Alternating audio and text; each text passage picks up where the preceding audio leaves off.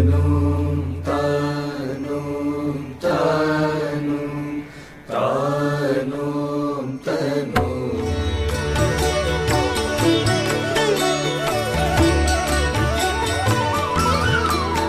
నమస్తే, rice and shine కార్యక్రమానికి స్వాగతం.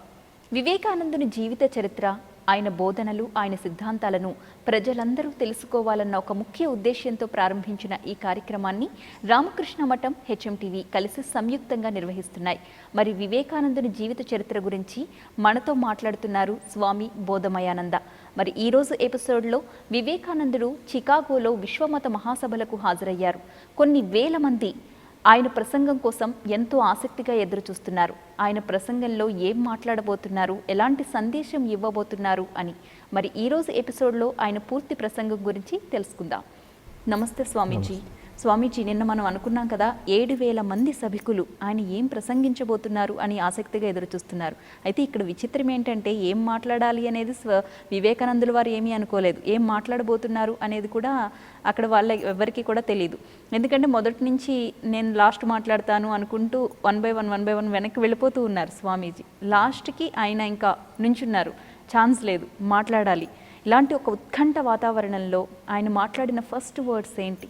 ఈ గంభీరమైన వాతావరణంలో స్వామీజీ సరస్వతీ మాతకి ముందు ప్రార్థన చేశారు. మన భారత సనాతన ధర్మంలో విద్యా స్వరూపిణి ఆవిడ, జ్ఞానదాయిని, ఆవిడకి ప్రార్థన చేశారు. గురుదేవ శ్రీరామకృష్ణకు ప్రార్థన చేసుకున్నారు మనస్సులో.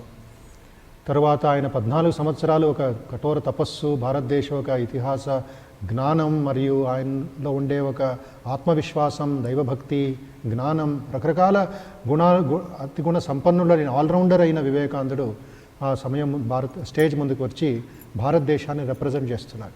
సనాతన ధర్మ ఋషులు ఒక మెసేజ్ని ఆయన ఇవ్వబోతున్నాడు. అది మనం ఆయన మాటలో తర్వాత అర్థం చేసుకున్న లేఖల్లో చదువుతాం. అది ఏమి ఇవ్వాలని మనసులో సబ్ కాన్షియస్ మైండ్లో ఉండిందో ఆయన తర్వాత చెప్తారు. అక్కడ ఒక అద్భుతమైన నభూతవన భవిష్యతి అన్నట్లుగా ఒక వాక్కులు ఆయన నోట్ల నుంచి వస్తారు. ఇంగ్లీష్ ఉపన్యాసం అది కాబట్టి మనకు కొంచెం ఇంగ్లీష్లోనే ఆ ఒరిజినాలిటీ మనం అర్థం చేసుకోవచ్చు. Sisters and brothers of America అని ఉద్దేశిస్తారు. ఆయన తెలీదు ఇలాంటి స్పందన వస్తుందని. ఆయన మాటల్లో ఈ sisters and brothers of America సోదరమణులారా అని వెంటనే అక్కడ ఎలాంటి వైబ్రేషన్స్ వెళ్ళిందో మనం ఒక ఈసీజీఓ ఏదో వేరే ఎంఆర్ఐ స్కాన్ పెడితే తెలుస్తుంటుంది. ఆ మాటల్లో నుంచి ఆ పవర్, ఆ వైబ్రేషన్స్, ఒక సునామీ వస్తుంటే ఏ విధంగా ప్రజలందరూ వణుకుతూ వెనకాల వెళ్ళిపోతారో ఆ విధంగా వాళ్ళ హృదయంలో, వాళ్ళ మనస్సులో, మెదస్సులో తట్టింది. ఒక సభ మొత్తం ఒక కంపన కలిగింది. అర్థక్వేక్ లాగా వచ్చింది, భూకంపం లాగా, ఒక వాల్కెనో అది పగిలినట్లయింది. ఇంక ఎవరు తట్టుకోలేకపోయారు. ఒక గంభీరమైన వాయిస్ మరియు ఆయన వాయిస్ వెనకాల ఉండే ఒక వ్యక్తిత్వం, వాయిస్ వెనకాల ఉండే ఒక పవర్, ఆ శక్తి, భారతదేశం ఒక శక్తి, సనాతనం ఒక శక్తి కలిసి అన్నిట్లోనూ 5 వాక్యాల్లో వచ్చేసాయి. అమెరికా సోదరి మణులారా, సిస్టర్స్ అండ్ బ్రదర్స్ అమెరికా అనే 5 మాటలే, 5 వాక్యాలే. వెంటనే ఇంకా వేరేది డ్రామాలాగా కూడా కాదు, లేక ఎవరైనా అరేంజ్మెంట్ చేసినట్లు కాదు. పిల్లలు లేవండి, అరవండి అని ఎవరైనా వెనకాల నుంచి ఇచ్చింది ఇది కాదు. వాళ్ళందరూ పెద్దవాళ్ళు, స్కాలర్సు, సైంటిస్టులు, పీఠాధిపతులు, వేరే వేరే దేశాల నుంచి వచ్చిన ప్రేక్షకులు, సైన్స్ ఎగ్జిబిషన్ చేస్తున్న సైంటిస్టులు అందరూ కూర్చొని ఉన్నారు. Because it was the first in the world అలాంటి ఒక మహాసభ ఏర్పాటు చేయడం. ఆర్డినరీ పీపుల్ కాదు, అక్కడ బెస్ట్ ఆఫ్ ద వెస్ట్ అంటారు వాళ్ళు. మురుకులు కాదు, ఏదో ఎగతాళి కోసం చప్పట్లు కొడుతున్నారు అనేది కాదు. They felt something. స్వామీజీకి ఆశ్చర్యమైంది, నేనేమో తప్పు చెప్పానా అని. కొంచెం ఆయన మనసు తర్వాత చెప్తారు. వెంటనే 7,000 మంది ఆ సభికులందరూ నిల్చొని కరతాళ ధ్వనులు ఆపటం లేదు. ఎవరు ఆపడానికి అవకాశం లేదు. స్వామీజీ అంటారు ఆయన తర్వాత మాటల్లో, నేను 2-3 సార్లు ప్రయత్నించాను నా ఉపన్యాసాన్ని కొంచెం ముందుకు నెక్స్ట్ సెంటెన్స్ చెప్దామని. ఆ ధ్వని, ఆ శబ్దం ఎంత అమోఘంగా ఉందంటే, ఒక 10 మంది చప్పట్లు కొట్టినాయండి ఒక గదిలో, ఎంతో సౌండ్ వస్తుంది, ఎంతో శబ్దం వస్తుంది. అలాంటిది 7,000 మంది ఒకేసారి గుంపులు కూడా కాదు, ఏదో పార్టీ వాళ్ళు చేస్తున్నట్లు కాదు. ఈ రాజకీయ పార్టీ కొట్టారు, తర్వాత వేరే పార్టీ వాళ్ళు కొట్టారు, అలా కాదు. ఒకేసారి 7,000 మంది పెద్దవాళ్ళు చప్పట్లు కొడుతున్నారు, ఆగటం లేదు. స్వామీజీ మాటల్లో సెవరల్ మినిట్స్ అంటారు, ఎన్నో నిమిషాలు అంటారు, because it was beyond the grasp. But calculation ప్రకారం మనం ఇప్పుడు ఊహించాలి ఏమిటంటే 2 నుంచి 3 నిమిషాల వరకు నాన్ స్టాప్గా కరతాళ ధ్వనులు, చప్పట్లు. sisters and brothers of America, and brothers of America, sisters and brothers of America. A spontaneous clapping filled the house. The applause went on and on and on. The audience had never heard anything like this before. అది ఇప్పటి వరకు కూడా ఎవరు ఊహించటం లేదు, ఎవరు ఆలోచించడానికి అలాంటి ఒక ఇంటెలిజెన్స్ లేదు. ఏమై ఉండొచ్చు వాళ్ళల్లో. తర్వాత స్వామి వివేకానంద అంటారు, ఏమిటి మీ ఆ రహస్యం, ఎందుకు అంత పెద్ద రియాక్షన్ మీరు చూపించారు అంటే, నేను చూపించింది కాదు, నా గురుదేవుల అనుగ్రహం, తల్లి భారతి యొక్క అనుగ్రహం, తర్వాత దైవశక్తి యొక్క అనుగ్రహం వల్ల నేను మాట్లాడగలిగాను, నా సొంతం ఏమీ లేదు అక్కడ అని ఆయన ఆ మాటల్లో చెప్తారు.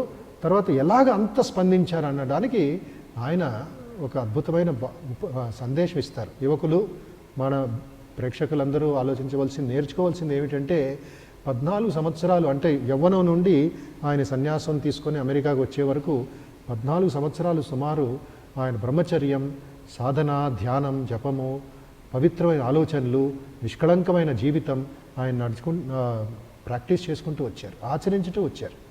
ఆచరించిన ఒక ఆధ్యాత్మిక శక్తిని ఒకేసారి ఆ మాటల రూపంలో వచ్చేసింది. వైబ్రేషన్ మొత్తం హాల్ అంతా నిండిపోయింది. ఆ స్పిరిచువల్ వైబ్రేషన్స్ అని ఎంతో మంది అనుభవిస్తారు వాళ్ళ తర్వాత. ఆ 2-3 నిమిషాలు కరతాళ ధ్వనులు అయిన తర్వాత, శాంతించిన తర్వాత వివేకానందకి అవకాశం వచ్చింది ఆయన చెప్పవలసిన విషయాల్ని అమెరికా దేశ ప్రజల ముందు, ఆ విశ్వమత మహాసభ ముందు పెట్టడానికి. ఆ ఒరిజినల్స్ మొట్టమొదటి వాక్యాలు చాలా అద్భుతమైంది, చాలా మ్యూజికల్గా ఉంది, చాలా సంగీతమయంగా ఉంది. అది నేను మీ అందరికీ చదివి వినిపించాలని ఇష్టపడుతున్నాను. I thank you in the name of the most ancient order of monks in the world. I thank you in the name of the mother of all religions. And I thank you in the name of millions and millions of Hindu people of all classes and all sects. నార్మల్గా ఈ prepared speeches అయి ఉంటే వేరే విధంగా ఉండేదేమో. వాళ్ళు quotations తీసుకొని, రకరకాల రెఫరెన్స్ పాయింట్స్ తీసుకొని మాట్లాడుతూ ఉండేవారేమో. అయితే వివేకానంద హృదయంలోని సమయం చాలా తక్కువగా ఉండింది, ఎంత మాట్లాడాలని చాలా కూడా, because he was the last speaker of the parliament. So అందుకే కేవలం 3-4 నిమిషాల్లో ఆయన చెప్పవలసిన విషయాలని చెప్పాలని ఒక మనస్సులో ఆల్రెడీ ప్రీ రికార్డెడ్ ఐడియాస్ వివేకానందలో చాలా ఉండింది. అందుకే వెంటనే ఆయన భారతదేశ ఒక సంస్కృతం మీద, భారతదేశ ఒక ఆధ్యాత్మిక చరిత్ర మీద ఆయన మనస్సుని పెట్టి ఈ విధంగా ఆయన ప్రతి ఒక్కళ్ళని ఉద్దేశించి మాట్లాడతారు. ఏమంటారు, మీకు మీరు మనఃపూర్వకంగా ఇచ్చిన స్వాగతాన్ని పురస్కరించుకొని ఈ సమయంలో మీతో మాట్లాడటం నాకు చాలా ఆనందంగా ఉంది. పురాతనమైన ఋషి సంప్రదాయం పేరుతో మీకు మా అభివందనాలు. అన్ని మతాలకు, అన్ని ధర్మాలకు తల్లి అన్నదగ్గ సనాతన ధర్మ పేర మీకు నా అభివందనాలు. నానా జాతులతో, నానా సంప్రదాయాలతో కూడిన కోట్లాది భారతీయుల పేర మీకు నా అభివందనాలు అని ప్రారంభించారు వివేకానంద. తరువాత భారత సనాతన ధర్మం, తరువాత ఈ ఒక విశ్వమత భావాలు ఏ విధంగా మనం అందరం ఆచరించాలి, మనం అందరం ఏ విధంగా ఒక వేరే మతాల పట్ల ఉన్న సానుభూతి, వేరే మతాల పట్ల అవగాహన పెంచుకోవాలి, దానికోసం ఈ ఒక విశ్వమత మహాసభ ఏర్పాటు చేయబడింది, వేరే దీనికోసం కాదు అని సుమారు 3-4 నిమిషాలు వివేకానంద భారతదేశ ఒక సనాతన ధర్మం గురించి, యూనివర్సల్ రిలీజియన్ గురించి అప్పుడే మొట్టమొదటిసారి ఆయన ప్రసంగిస్తారు. వేరే పీఠాధిపతులు, వేరే మఠాధిపతులు వారి ఉపన్యాసం ప్రకారం, మనం ఉపన్యాసాలన్నీ హిస్టరీ ఉంది, అవన్నీ చదువుతున్నప్పుడు ఏం తెలుస్తుందంటే, వాళ్ళ ధర్మం గురించి, వాళ్ళ సొంత మతం గురించి, వాళ్ళ రాజ్యం గురించి మాట్లాడుకుంటున్నారు, కానీ ఈ యూనివర్సాలిటీ గురించి ఎవరు మాట్లాడుకోలేదు. ఇది ఎక్కడ మైనస్ పాయింట్ కనబడుతుంది. ఈ వివేకానంద మాట్లాడిన ఒక విశ్వజననీయమైన సందేశం అది. ఏ మతం పట్ల నా మతం గొప్ప, మీ మతం తక్కువ అని ఎక్కడ మాటలు మనకి తెలియదు. ఆయన was speaking about that one universal religion. అందరూ ఒకే చెట్టు కింద, వేరే అందరూ వచ్చి, ప్రజలందరూ వచ్చి ఒకే అన్నం, ఒకే భోజనం, ఒకే మాటలు మాట్లాడుకుంటున్నారని ఆ భావంతో ఆయన హృదయం నుంచి వచ్చిన ఋషుల ఒక ఋషుల ఒక ధ్యానం అది. అందుకే ఈ నేటికి కూడా సుమారు అది విశ్వమత మహాసభ అయ్యి 120 సంవత్సరాలు అయింది. 1893 మనం 2015 లాస్ట్లో మాట్లాడుకుంటున్నాం. అంటే సుమారు 120 సంవత్సరాలు అయిన సందర్భంలో ఇప్పటికి కూడా ఏ పీఠాధిపతి లెక్చర్స్ గురించి మనం మాట్లాడుకోం, చదువుకోం. వివేకానంద గురించే మాట్లాడుకుంటాం, వివేకానంద గురించే అర్థం చేసుకుంటాం, ఆయన గొప్పతనమే, ఆయన చాటిన సందేశం గురించే మనం అర్థం చేసుకుంటాం. మనకి చాలా ఇదిగా ఉంది, అండర్స్టాండింగ్ ఉంది. Though it was meant for a world religions, but it was meant only for a particular person. ఆ వివేకానంద అద్భుతమైన ఒక సునామీ లాగా, ఒక తరంగం లాగా వచ్చి అమెరికాని జయించేశారు. ఇది ఆ ఉపన్యాసం ఆ రోజు జరిగిన ఒక ఇది. సుమారు 3 నిమిషాలు 4 నిమిషాలు మాట్లాడిన తర్వాత స్వామీజీ క్లాంతం అయిపోయి, టైర్డ్ అయిపోయి ఇంకా మళ్ళా ఆసీనులు అయిపోతారు. ఉపన్యాసం లాస్ట్ భాగంలో స్వామీజీ చాలా మంచి మాట అంటారు. ఏమంటారంటే, దేర్ టైమ్ హెస్ కమ్, అంటే ఈ ప్రపంచంలో ఎంత రక్తపాతం జరిగింది, ద్వేషాలు ఉన్నాయి, భేదాభావాలతో ప్రజలు బతుకుతున్నారు. అయితే ఈ విశ్వమత మహాసభ విశ్వానికి ఏం చేసింది, ఈ ప్రపంచానికి ఏం చేసిందని ఆయన లాస్ట్లో కంక్లూడ్ చేస్తారు. చాలా అద్భుతమైన మాటలు అది, చాలా full of meaning and full of purpose, ఉద్దేశపూర్వకమైన మాటలు.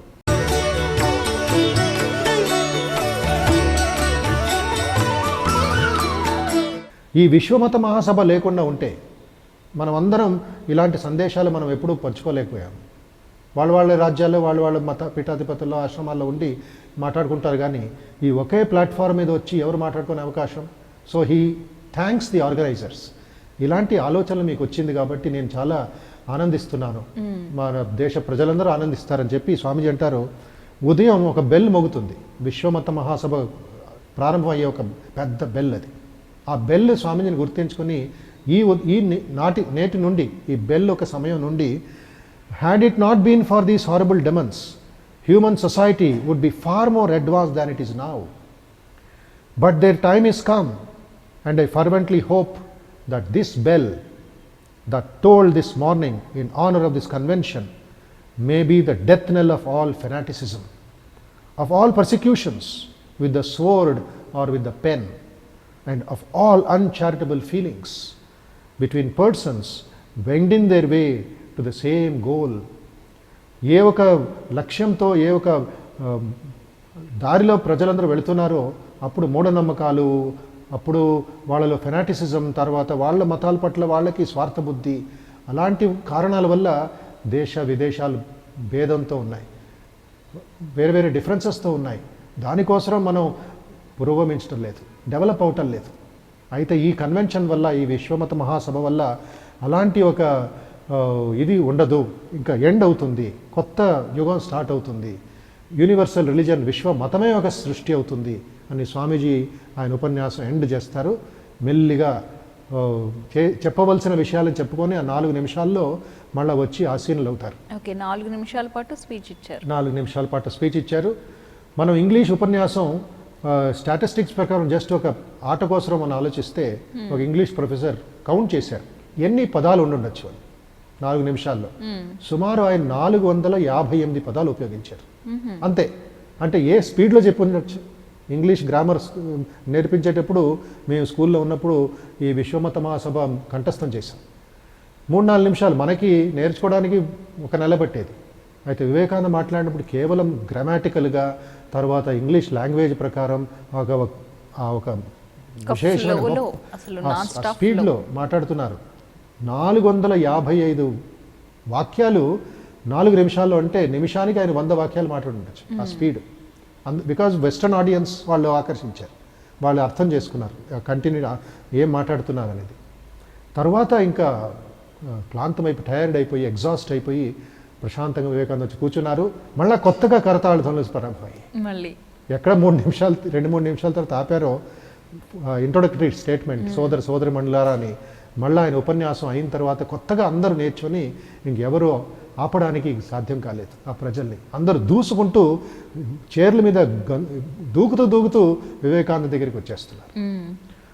7,000 మంది, దాంట్లో అట్లీస్ట్ మనం అనుకుందాం 3,000 మంది స్టేజ్ దగ్గరికి వచ్చేసారు అని, 1000 మంది స్టేజ్ దగ్గరికి వచ్చేసారని మనం అనుకోవచ్చు. అప్పుడు ఒక పాశ్చాత్య మహిళ వృద్ధురాలు లేవలేకపోతుంది, మిసెస్ బ్లాడ్గెట్ అని, ఆవిడ ఆడియన్స్లో కూర్చొని ఉంటుంది. ఆవిడకి ఆశ్చర్యమయ్యి కన్నీళ్ళు కార్చేస్తుంది. ఏంటిది ఉపన్యాసం ఇది, ఎంతమంది పెద్ద పెద్ద వాళ్ళు పెద్ద పండితులందరూ జెంటిల్మెన్ అని అనిపించుకున్న వాళ్ళందరూ వెళ్ళిపోతున్నారు కాలేజీ పిల్లల్లాగా. అప్పుడు మనసులో చెప్పుకుంటుందంట, ఓ యువకుడా, నువ్వు ఈ ఒక ఫ్లోని నువ్వు తట్టుకోగలిగితే యు ఆర్ ఏ గాడ్, నువ్వు దేవుడివే అనిపిస్తుంది అని. స్వామీజీ చేతులు టచ్ చేయడానికి, షేక్ హ్యాండ్ ఇవ్వడానికి మరియు ఆయన దుస్తుల్ని ముట్టడానికి ప్రజలు వెళుతున్నారు. అమెరికన్స్, ఈ డెవలప్డ్ కంట్రీ, వాళ్ళు ఏ విధంగా ముగ్ధులైపోయారనేది ఇది నిదర్శనం. కొంతమందికి ఈ ఒక కథ తెలీదు, ఈ ఒక సంఘటన తెలీదు. కొంతమంది వివేకానందని షేక్ హ్యాండ్ ఇవ్వడానికి అవకాశం దొరికింది. వేలు మంది షేక్ హ్యాండ్ ఇస్తుంటే ఎలాగ ఒక మనిషి తట్టుకోగలడు? సెక్యూరిటీ గార్డులు లేరు, ఎవరు, ఆయన సొంతంగా నిలబడిపోయారు, ఆశ్చర్యపడిపోయారు. అందరికీ షేక్ హ్యాండ్ ఇస్తున్నారు, టచ్ చేస్తున్నారు, చేతులు లాక్కుంటున్నారు, చేతులు స్పర్శిస్తున్నారు. రీసెర్చ్ అయిన తర్వాత తెలుస్తుంది మనకి. ఆశ్చర్యం ఏమంటే తమాషగా ఉంది ఇది. కొంతమంది ఎవరెవరు వివేకానంద చేతులు మొట్టి షేక్ హ్యాండ్ చేశారో సుమారు 1 వారం వరకు చేతులు కడుక్కోలేదంట. ఇది చాలా విశేషమైన ఒక సంఘటన మనకు తెలుస్తుంది. ఇలాంటి ఘట్టాలు ఇప్పుడు మనం సినిమాలు చూస్తుంటాం. మనం ఆశ్చర్యం అవుతుంది, ఎందుకంటే వాళ్ళు ఆ వైబ్రేషన్స్ ఫీల్ అవుతున్నారు. ఇది దేవుడి ఒక చెయ్య. తర్వాత ఎన్నో సంవత్సరాలు ఒక ఆంగ్లేయుడు, ఒక అమెరికన్ డాక్టర్ బ్రౌన్ అని, ఆయన భారతదేశ పర్యటనకు వస్తాడు. ఎందుకంటే ఈ భారతదేశం వివేకానంద జన్మించిన దేశం, ఆయన నడిచిన దేశం, అలాంటి దేశం నేను చూడాలి, నేను ధ్యానం చేయాలి, ఆయన ఇంటికి వెళ్ళాలి, ఆయన స్థాపించిన రామకృష్ణ మఠం శాఖల్ని చూడాలి, ఆయన సమాధి పొందిన గదిలు చూడాలని టూరిస్ట్గా ఇంటికి వస్తాడు. ఆయన ఎప్పుడు రైట్ హ్యాండ్లో ఒక గ్లౌజ్ వేసుకునేవాడు. ఓకే. కొంతమంది భక్తులు డాక్టర్ బ్రౌన్ని కలిసి ఆయన అడుగుతారు, డాక్టర్ బ్రౌన్, ఎప్పుడు మీరు భారతదేశం గ్లౌజ్ వేసుకుని ఉంటారు, దీనికి ఏం విశేషం అంటే మీకు ఏమైనా స్కిన్ ఇన్ఫెక్షన్ ఉందా అని అడుగుతారు. డాక్టర్ బ్రౌన్ నవ్వుతూ అంటారు. ప్లస్ ఆయన ప్రశ్నించిన వెంటనే చాలా కాన్ఫిడెంట్ అయిపోయి, చాలా ప్రేమతో, ఒక గాంభీర్యంగా ఎమోషనల్ అయిపోయి గ్లౌస్ తీసి అందరికి చూపించేవారు. నేను ఆయన్ని చూడలేదు, బట్ ఎవరు చూశారో వాళ్ళు నాకు ఆ కథ చెప్పారు. పెద్ద స్వామీజీలు, మా పెద్ద వీళ్ళందరూ సీనియర్స్ అందరూ చెప్పారు. డాక్టర్ బ్రౌన్ ఆ చేతిని ఇలా చూపుతూ అనేవారంట, do you know sir, this hand touch the hand of God అనేవారు. He was in the audience. ఆయన 6 అడుగులు 4 ఇంచులు ఉండేవారు డాక్టర్ బ్రౌన్. స్వామి వివేకానందని షేక్ హ్యాండ్ చేసి తర్వాత రక్షించుకునేవాడండి. ఆయనే అనేవాడు, నేను 1 వారం సేపు నా చేయి కడుక్కోలేదు, లెఫ్ట్ హ్యాండ్తో తిన్నాను, లెఫ్ట్ హ్యాండ్తో నేను పనులు చేశాను. ఆ చేతికి ఎప్పుడు మాకు ఇదిగా ఉండేది, ఆ వైబ్రేషన్స్ పోతే మాకేమవుతుంది అని. They had such love and such devotion towards Swamiji from September 11th onwards. ఇంకా ఇతను మా గురువు, మన వ్యక్తి, మన సంస్కృతికి చెందినవాడు, మనలాంటి మహాయోగి అని వాళ్ళల్లో ఆ హృదయంలో స్పందిస్తుంది 7,000 మందిలో.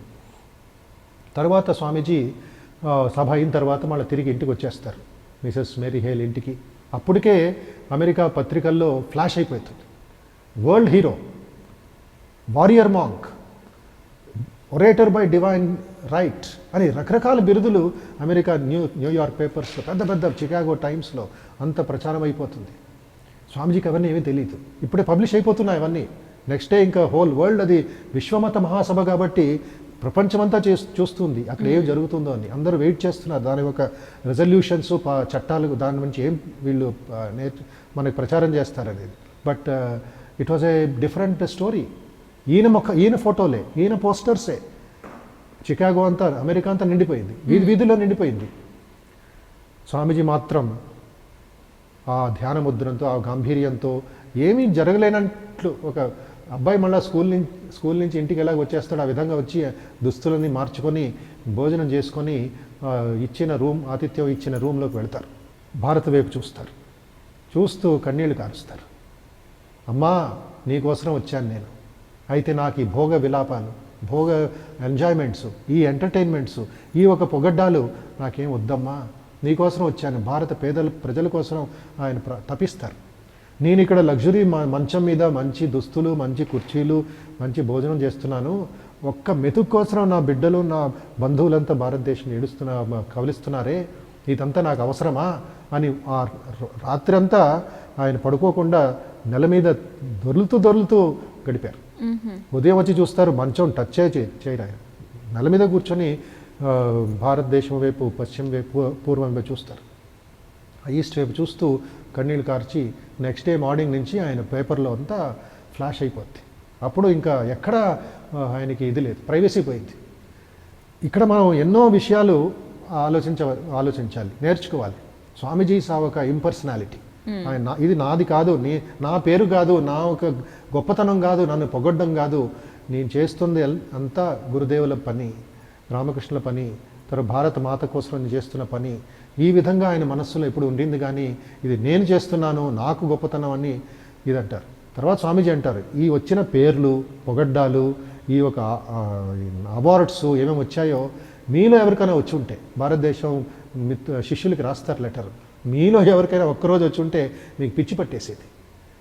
నాకు ఇప్పుడు ఎక్కడికి వెళ్ళినా మహాద్వారాలు తెరుచుకుంటాయి. గొప్ప గొప్ప వాళ్ళందరూ నన్ను ఆతిథ్యం ఇస్తున్నారు, నన్ను చూస్తున్నారు.